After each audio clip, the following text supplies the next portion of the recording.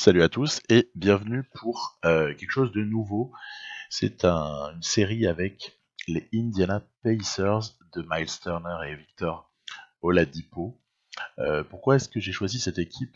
Ben, ça va sauter aux yeux. C'est parce que elle est vachement bien équilibrée. Il y a comme ça des profils de meneurs plutôt sympathiques, qui se ressemblent d'ailleurs, hein, des meneurs qui se ressemblent.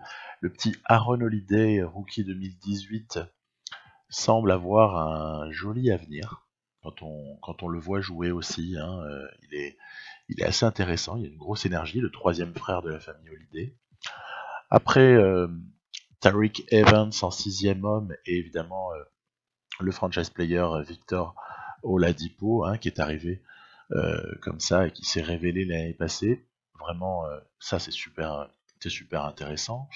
Après, je pense que un McDermott, bon, il vaut ce qu'il vaut. Par contre, un Bojan Bogdanovic, vraiment un joueur hyper précieux, assez intéressant à avoir. Domantas Sabonis, bon, il fait un chantier à chaque fois qu'il rentre. Thaddeus Young, ben mine de rien, le mec est très sous-coté, mais c'est un drôle de bon joueur. Un drôle de bon joueur très complet. On peut même le faire jouer à l'aile vu son gabarit et vu sa mobilité. Gros QI basket. O'Quinn est un drôle de backup pour Miles Turner, qui est évidemment l'autre joueur majeur de cette franchise. Donc au niveau des situations contractuelles, il y a énormément de gars qui sont en fin de contrat. Hein. Attention, ils sont en dernière année. Il y a comme ça 6 ou 7 joueurs de la rotation qui sont en dernière année de contrat. Alors, ça a deux conséquences, c'est que ben, il va falloir voir qui est re-signé tôt ou tard, mais ça libère aussi beaucoup de cap space dans l'hypothèse où on n'a pas envie de conserver tout ce monde-là. Mais finalement, ouais, il y a très peu de joueurs sous contrat hein, l'année suivante, mais c'est pas bien grave parce que ça permettra cette saison peut permettre de voir vraiment qui est indispensable et qui ne l'est pas. Mais voilà, je trouve que cette équipe est très équilibrée, elle possède ses tours de draft, mais a priori, ça ne va pas nous emmener vers le haut de la draft parce que c'est une équipe qui joue assez intelligemment. Voilà, une rotation avancée là où je fais coexister à des moments Miles Turner et Domantas Sabonis. Puis après, voilà, on met un peu de Young qui est vraiment fort. On met du O'Quinn pour boucher quelques trous. Il faut donner des minutes à Holiday. Je donne pas grand chose à McDermott.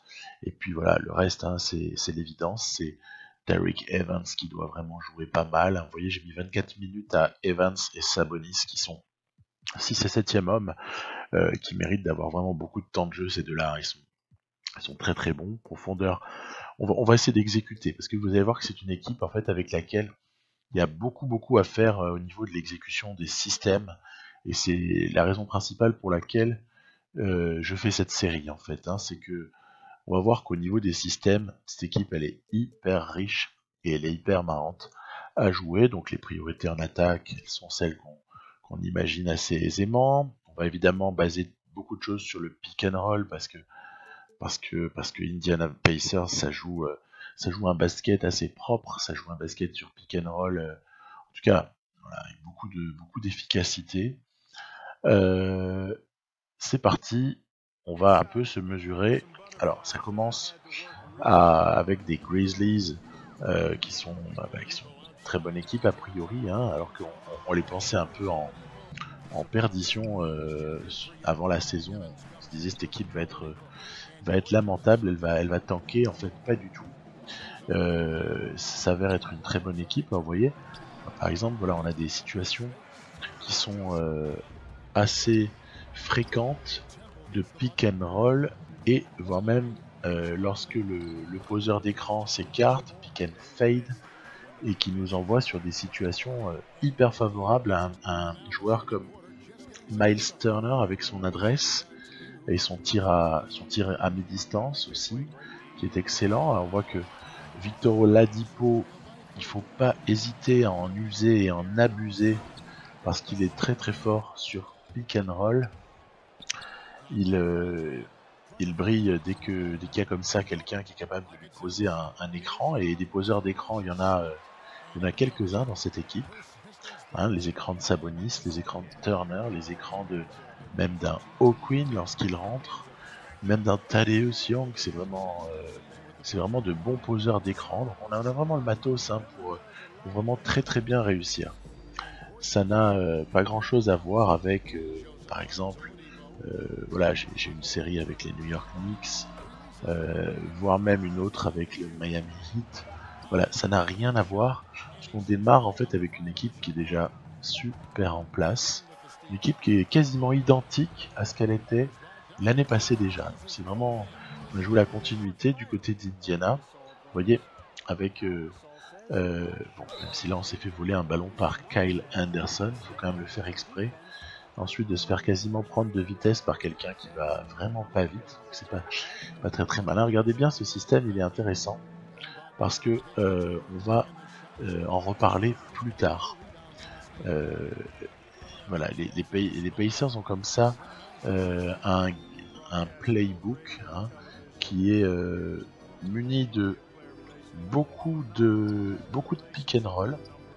Allez, on s'est même permis de jouer le pick and roll entre deux grands, entre Sabonis et Turner, parce qu'en fait les deux ont une certaine capacité à dribbler, sont loin d'être manchots en fait. Hein.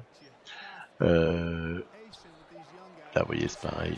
On avait un petit écran qui était posé pour libérer Oladipo. Oladipo, c'est monsieur opportunisme, hein, dans cette équipe. Il peut vraiment à tout moment.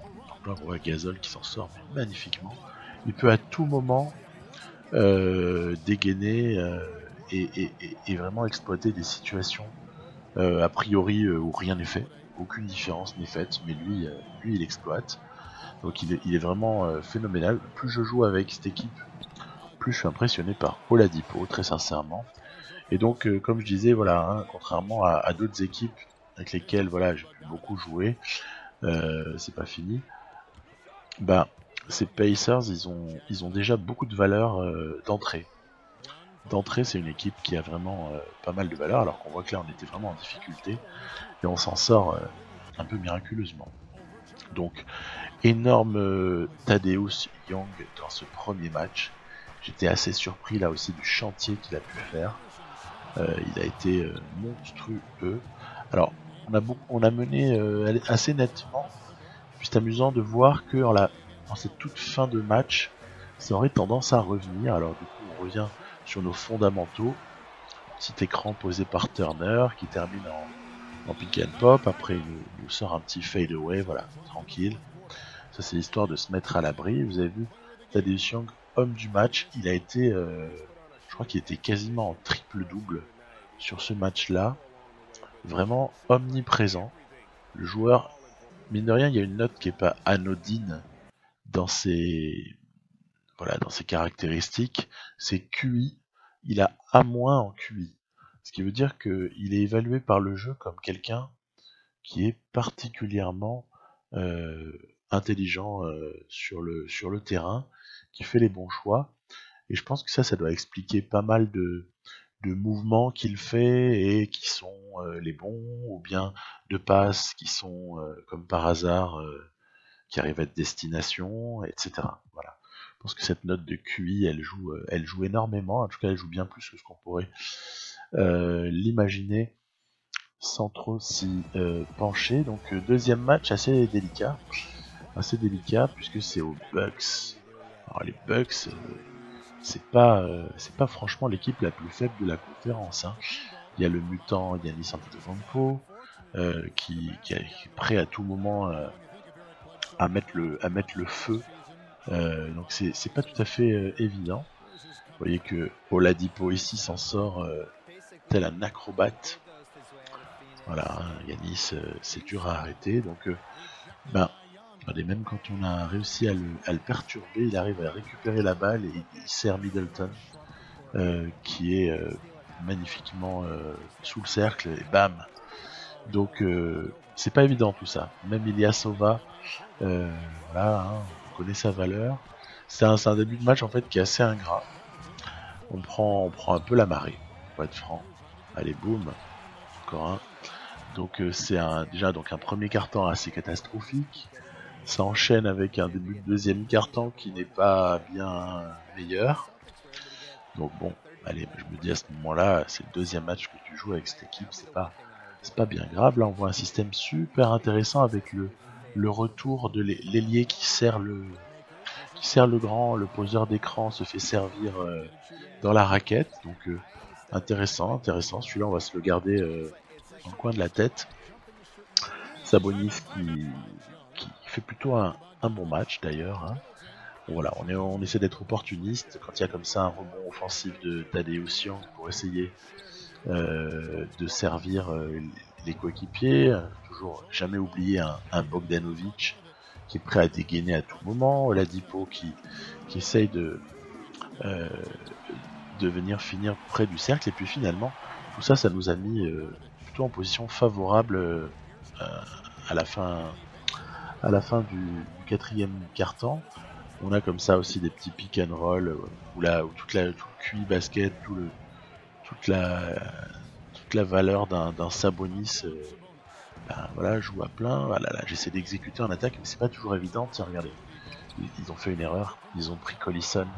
Ils ont pris à 2 sur Collison. C'était un peu dommage pour eux, puisque du coup, derrière, Oladipo était ouvert à 3 points. Et puis, aïe, je pensais que ce match était presque plié.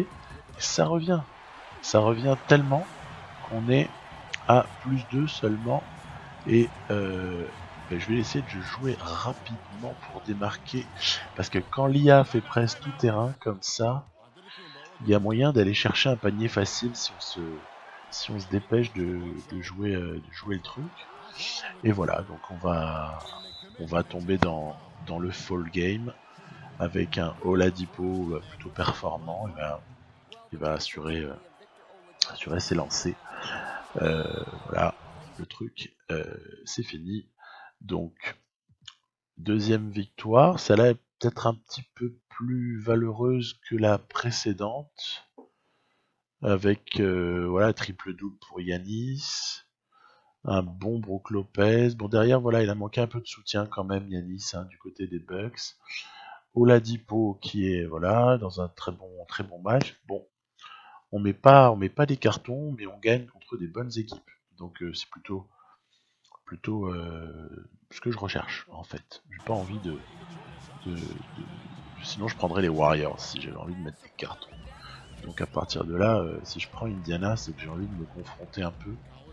Ah, joli petit système, on va en parler là pas longtemps après, où on voit que y a l'arrière ou l'ailier qui vient profiter d'un écran descendant pour servir le pivot. Intéressant, petit remake en version shoot à mi-distance.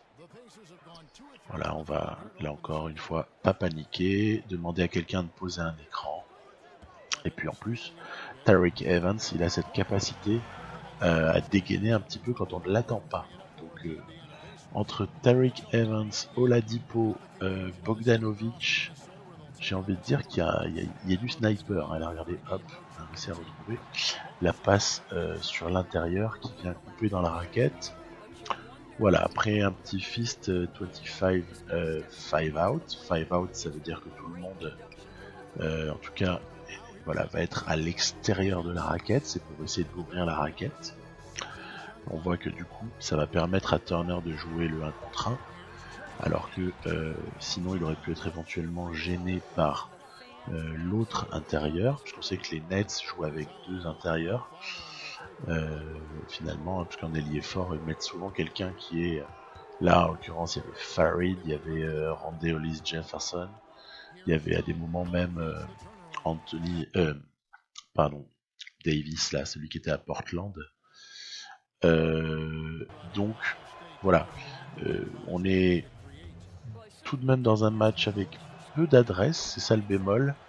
Peu d'adresse qui fait qu'on se retrouve tout de même à moins de 30 points marqués des deux côtés alors qu'on a déjà démarré le quatrième quart-temps, jouant 4 fois 5 minutes en général, les 30 points sont dépassés à ce moment-là. Donc bon, c'est le genre de match où il faut s'accrocher, on n'a pas forcément l'adresse, il faut se battre avec les moyens du bord, donc on voit que pour ça, que ce soit un Evans, que ce soit un Oladipo, sont assez précieux, ils sont capables comme ça d'aller, voilà, boum, petit pick and roll, et tac, le dunk, plus la faute. Oladipo, c'était rigolo, il avait, dans ce match, il n'avait rien marqué avant le quatrième quart-temps. Il était à 0 points, mais par contre 4 rebonds et 3 passes, hein, il avait bien pesé dans le jeu. Et il va mettre tous ses points là comme ça en quatrième quart-temps. Tel ce que doit faire un franchise player. Donc il répond vraiment présent, le gars. Hein. Il répond vraiment présent. Après voilà, je pensais que le match, là encore, c'est une similitude avec les matchs précédents. Hein. Je pensais que le match était relativement plié et puis en définitive avec des rebonds offensifs limite insolents, ça revient. Donc c'est le moment de resserrer. Donc voilà, on est qu'à +3, il faut aller chercher un panier. Qu'est-ce qu'on fait? On va donner la balle à Oladipo, qui a bénéficié d'une feinte de prise d'écran posée par Miles Turner pour aller directement dunker. Comme ça, on est sûr qu'elle est dedans.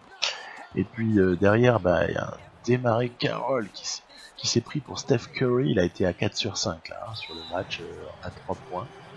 Assez impressionnant. Bon, comme prévu, on est dans le fall game. Si Oladipo met ses 2 lancers, vous voyez, ce sera terminé. On va se permettre de ne pas défendre la dernière possession quasiment. Donc voilà, il va arriver à 9, 4 et 3. Ce qui est pas mal. Hein, parce que après, pour avoir les stats, quand vous jouez 4 fois 5 minutes, passer en 4 x 12, l'extrapolation elle multiplie tout par 2,4. Ensuite ça arrondit à l'entier le plus proche. Donc 9, 4 et 3, c'est assez propre. On voit que les Nets nous ont un petit peu fait du mal au rebond, mais nous on leur a fait mal autrement, notamment par les interceptions, par une défense assez resserrée. Vous voyez, ça donne du 21, 10, 7. C'est pas mal pour Oladipo, c'est assez correct. Turner aussi très propre sur ce match-là. Il y a eu un bon Dinwiddie, un bon démarré Carroll, je l'avais dit. Et voilà, encore une victoire pour pas grand-chose, mais une victoire quand même. Alors, avant d'aller voir les Wolves, déjà il y a 2 systèmes qui se dégagent là, que j'ai vraiment plaisir à utiliser. Il y a déjà le Fist 41 Elbow Rip. Alors ça, c'est vraiment intéressant parce que celui-là, il s'exécute assez facilement. Vous voyez, vous avez votre porteur de balle qui vient comme ça sur un côté. Il va donner la balle, bon, ça peut être Oladipo, mais ça peut être Bogdanovic, bref, à l'arrière ou à un arrière ou à un ailier, en fait, voilà.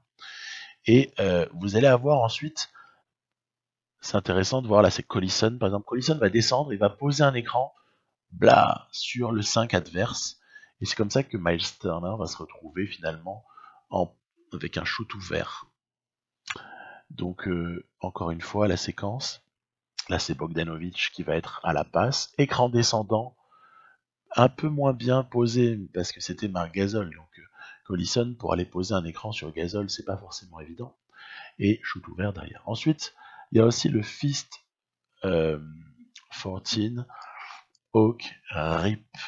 Alors celui-là, il peut avoir des variantes au niveau de la fin de l'exécution. C'est-à-dire que ça démarre avec un écran qui est posé, qui permet de donner liberté au meneur. Puis ensuite, finalement, il y a l'ailier, le pivot et l'arrière qui sont sur la droite du terrain. Et finalement, il y a un jeu à 2 qui est possible entre le meneur et le poste 4. Voilà. Donc là, on voit un deuxième exemple, c'est-à-dire qu'ici, je pensais qu'il y avait peut-être quelque chose à faire avec Sabonis. Finalement, Giannis Antetokounmpo, qui jouait 4-1 à ce moment-là, était revenu très très rapidement. Oui, mais là, Milwaukee commet une très grosse erreur, c'est qu'ils viennent à 2 sur Collison. En plus, on est un peu dans un moment important, presque dans le money time, hein, donc erreur de défense assez importante provoquée par ce système. Et là, encore un autre cas de figure. Pose d'écran du poste 4 pour le meneur en tête de raquette. Voilà, il est encore défendu, du coup forcément on n'a pas le choix, il n'y a pas de décalage. Il va falloir que Young se débrouille un petit peu tout seul, mais il en a la possibilité. Donc voilà, qu'est-ce qu'il faut comme matériel? Il faut peut-être un 2 et un 3 qui sont capables de faire de belles passes, de bonnes passes. Et il faut également un 4 est capable de terminer à l'intérieur et un 5 un pivot qui est du shoot externe. Ben voilà, c'est tout ce qu'on a. C'est tout ce qu'on a. Donc c'est parfait pour ce genre d'équipe. Alors dans la foulée, vous avez vu, j'ai sorti le vieux maillot là d'Indiana, le vieux maillot Rick Smith et compagnie là. Bref, le maillot légendaire, hein, finale NBA, je rappelle. Ils sont battus, mais c'était quand même une belle époque pour les Pacers. Et donc en face, j'ai mis le City des Timberwolves. Comme ça, on est vraiment sur une grosse opposition de style vestimentaire. Et puis, en fait, ça va pas très bien se passer ce match. Voilà, ça va très mal se passer parce que on a un petit peu de difficulté à exécuter. Alors là, vous voyez, j'ai rajouté un système qui n'était pas dans le playbook. Et ce système, j'en reparlerai un peu plus loin. C'est pas le Fist 25 5 out, hein, celui-là on l'avait vu, il était déjà présent. Non, c'est un système qui peut permettre de trouver du 3 points assez rapidement. Un décalage pour un shooter. Donc on arrive à exécuter mais un peu sur le tard, et puis ce qu'ils nous ont fait très mal avant. Ils nous ont fait très mal parce qu'ils ont été très efficaces en attaque, on a été un peu dans l'incapacité de les stopper, donc du très bon Minnesota. De notre côté, un peu moyen dans l'exécution. Donc bah, tout de suite, ça fait un gros écart. Notamment, il y a eu un Andrew Wiggins de gala. Hein, c'était le joueur que tout le monde aurait toujours rêvé de voir. Malheureusement, c'est pas du tout celui qu'on voit actuellement. Donc voilà, un peu délicat. Tig, pas mauvais. Karl Anthony Towns égal à lui-même. Et notamment, regardez, cette action, elle est affreuse. Voilà, je l'ai mise parce que elle veut un peu tout résumer de ce match, en fait, là, voilà. Avec un apport, j'ai trouvé, de Covington qui était très intéressant. Ça en faisait une équipe qui était très dure à manœuvrer en défense. Donc intéressant, ces Timberwolves dans le jeu là, en version sans Jimmy Butler, mais avec Saric et Covington. Donc nous on a pris une sauce, hein, mais bon, c'est pas grave, on est en apprentissage. Fallait bien perdre un jour. Et puis après tout, hein. Donc faut juste essayer de s'en servir pour la suite. Donc bah écoutez, fin de cet épisode. Je vais continuer un peu sur le même mode. On va essayer de détailler les tactiques par la suite pour voir un peu plus tard la possibilité de construire des playbooks et tout ce genre de choses. Parce que je pense que c'est un truc qui est rigolo sur NBA 2K, d'arriver à se personnaliser son playbook. Alors pas nécessairement avec les Pacers, mais en tout cas on peut se nourrir de systèmes qui sont des systèmes des Pacers. Parce que c'est une équipe un peu laboratoire pour tester pas mal de choses. En tout cas voilà, moi c'était un peu l'esprit dans lequel je les ai pris. Je vous dis à très bientôt, bye bye.